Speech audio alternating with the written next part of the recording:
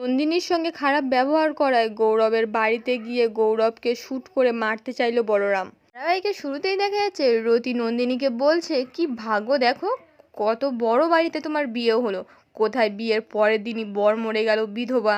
তখনই রূপসা রতিকে বলছে, থাক না এসব কথা, আর বারবার যদি অতীতটাকে টেনে আনবে তাহলে বিয়েটা দিয়েছিলে কেন। রতি তখন বলছে, ও তুমি বুঝবে না, এখন ছোট আছো, ছোটর মতো থাকো। তখনই গৌরবের মা এসে দুধ আর পানটা রেখে দিয়ে ওদেরকে বলছে, তোরা চল ওদেরকে ঘুমোতে দে।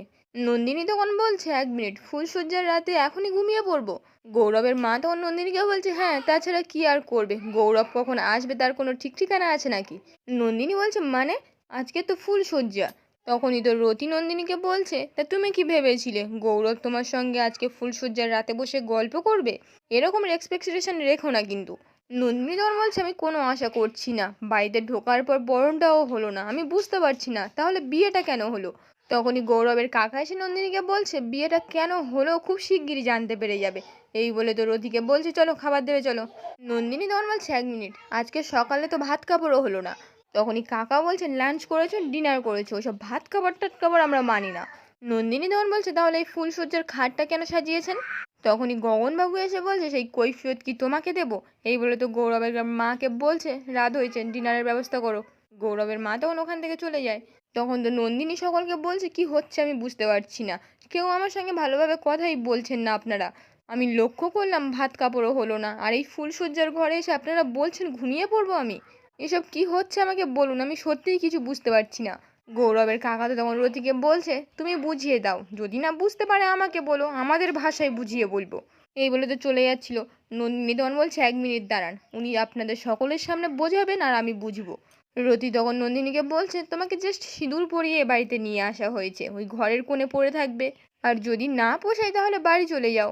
নন্দিনী তখন বলছে, আপনারা হয়তো ভুলে যাচ্ছেন আমার একটা পরিচয় আছে, অ্যাডভোকেট নন্দিনী মুখার্জি।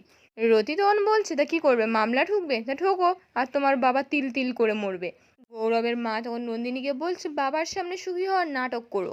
গগনবাবু তখন নন্দিনীকে বলছে, হ্যাঁ, তা না হলে উনি জীবিত অবস্থায় মারা যাবেন। নন্দিনী তখন কাঁদতে কাঁদতে সকলকে বলছে, কেন আনলেন আমাকে তাহলে বলুন। তখনই গৌরব এসে নন্দিনীকে বলছে, বিজনেস বোঝো, ডিল। আগেকার দিনের রাজার সাথে রাজার মেয়ের বিয়ে হতো, একটা একটা সম্পত্তি বিস্তার হতো, আমরাও সেই বিস্তার করতেই গেছিলাম। বাট আনফর্চুনেটলি তোমার বোনের বর, কি যেন নাম, পরশুরাম, সে সেটা হতে দেয়নি। কর্ণ চ্যাটার্জির সঙ্গে সমস্ত কন্ট্রাক্ট সে বাতিল করেছে। আর কর্ণ চ্যাটার্জির কোম্পানিতে তো আমরা মাল সাপ্লাই করি, আমরা তো পথে বসবো। তাই তুমি আজ রাতের বেলা তোমার বোনের বরকে ফোন করে বলবে কন্ট্রাক্টটা যেন রিনিউ করে নেয়, আদারওয়াইজ তুমি তো আমাকে এখনো চেনো না, আস্তে আস্তে চিনবে। এই বলে তো হাসতে শুরু করে।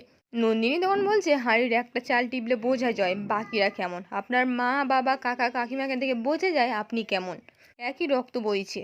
গৌরব তো তখন রেগে গিয়ে আঙুল তুলে বলছে, এই নন্দিনী, একদম কথা নয়। নন্দিনী তখন বলছে, আঙুলটা নামিয়ে কথা বলো। তখনই নন্দিনীর ফোনে ফোন আসে। নন্দিনী ফোনটা তুলতেই বলরাম বলছে, আমি বলরাম বলছি, শুভ ফুলসজ্জা। তখনই তো গৌরব নন্দিনীকে বলছে, কে ফোন করেছে? বলরাম তো তখন নন্দিনীকে বলছে, আমি জানি আপনি সুখে নেই, কারণ গৌরববাবু, সন্দীপবাবু কেমন আমি জানতে পেরেছি। তখনই নন্দিনীর হাত থেকে গৌরব ফোনটা কেড়ে নেয়। নন্দিনী তখন বলছে, ফোনটা দিন, ফোনটা পার্সোনাল। গৌরব তখন বলছে, কিসের পার্সোনাল, প্রেম করছেন নাকি? এই বলে তো ফোনটা কানে নিয়ে বলছে, আমি যদি না ভুল করে থাকি আপনি বলরাম দেব, তাই না? বলরাম তখন বলছে, হ্যাঁ। গৌরব তখন বলছে, তা প্রেম জেগে উঠেছে নাকি, ফুলসজ্জায় আসবেন? ইনভাইট করছি, খাট ফাঁকা থাকবে আজ ফুলসজ্জার।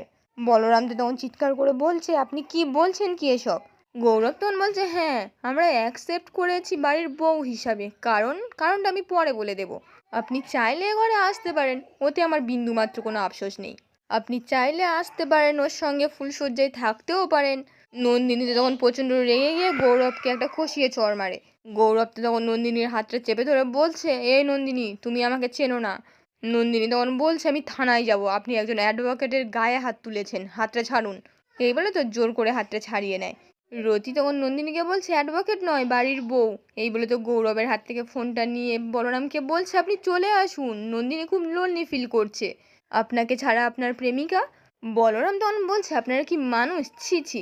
রতি তখন বলছে, ছাড়ুন এসব কথা, ও যদি কোর্টে যায়, কেস করে, আমরাও একটা কেস লড়াতে পারি মেয়ের চরিত্র নিয়ে। এই আপনার সঙ্গে মেয়ের সম্পর্ক নিয়ে। আর সেই সব শুনে বোধহয় সত্যজিৎবাবু একেবারে দড়ি কলসি নিয়ে গঙ্গায় ডুব দেবে। আর বাকিটা আপনাদের যেটা ঠিক মনে হয়। আর নন্দিনীকে আর একটা কথা বলে দিয়েছি, শিবপ্রসাদকে ফোন করে যেন বলে কর্ণর ড্রিলটা যেন রিভিউ করে, কারণ ওর কোম্পানির সমস্ত প্রোডাক্ট আমাদের কোম্পানি রিভিউ করে। আপনি ওকে ভালো করে বুঝিয়ে দেবেন। এই বলে তো নন্দিনীর হাতে ফোনটা দিয়ে সকলকে ডেকে নিয়ে চলে যায়। গৌরবও তখন চলে যাচ্ছিল। নন্দিনী তখন গৌরবকে বলছে, আপনি সত্যি সত্যিই চলে যাচ্ছেন? গৌরব তখন বলছে, হ্যাঁ, প্রেমিককে ডেকে নাও, ফাঁকা ঘর, বর নেই, ফুল আছে, আই ডোন্ট মাইন্ড, এই বলে তো ওখান থেকে চলে যায়। নন্দিনী তখন কাঁদতে কাঁদতে বলরামের ফোনটা কেটে দেয়। এদিকে তখন বলরামও দাঁড়িয়ে দাঁড়িয়ে কাঁদছিল। তখনই পরশুরাম এসে বলরামকে বলছে, কি রে, কি হয়েছে? বলরাম তখন বলছে, সব শেষ, মানে নন্দিনী মুখার্জির লাইফটা শেষ হয়ে গেল রে পরশুরাম। তটিনী তখন বলরামকে বলছে, কি বলছো কি বলরামদা? বলরাম তখন তটিনীকে বলছে, হ্যাঁ, ওরা নন্দিনীকে প্ল্যান করে বিয়ে করেছে। তুমি জানো ওর বরণ হয়নি, ভাত কাপড় হয়নি, আজকে ফুলসজ্জার রাতে ও একা, পরিবারের কেউ নেই, কারণ ওরা চাইছে কর্ণ চ্যাটার্জির কন্ট্যাক্ট যেন বাতিল না হয়। এই বলে তো পরশুরামকে বলছে, তুই জানিস এই গগন চৌধুরী নামের লোকটা কর্ণ চ্যাটার্জির কোম্পানির সঙ্গে অ্যাসোসিয়েটেড, এমনকি ওদের সবচেয়ে বড় সাপ্লায়ার হচ্ছে এই লোকটা। আর সবচেয়ে নোংরা ব্যাপার কি জানিস, আমাকে ইনভাইট করছে, যে ফুল আছে, ঘর ফাঁকা আছে, আমি নাকি যেতে পারি ওখানে। তটিনী তখন বলছে, ছি ছি, আমি তো ভাবতেও পারছি না বলরামদা। এই বলে তো নন্দিনীকে ফোন করে। নন্দিনী তো ফোনটা তুলতেই তটিনী বলছে, কী রে, সব ঠিক আছে? নন্দিনী তখন নাটক করে বলছে, হ্যাঁ হ্যাঁ, সব ঠিক আছে, এই তো সবে দুধ আর পানটা দিয়ে গেল, কি সুন্দর করে সাজিয়েছে রে ঘরটা, কি সুন্দর করে বরণ করেছে, এত সুন্দর করে ভাত কাপড়ের আয়োজন করেছে না তুই তো।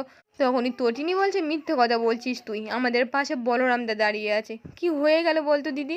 নন্দিনী তখন কাঁদতে কাঁদতে বলছে, যাই হয়ে যাক, আমার ড্যাডিকে জানাবি না, আমার মাকে জানাবি না, ওরা জানলে এই শোক নিতে পারবে না, মারা যাবে।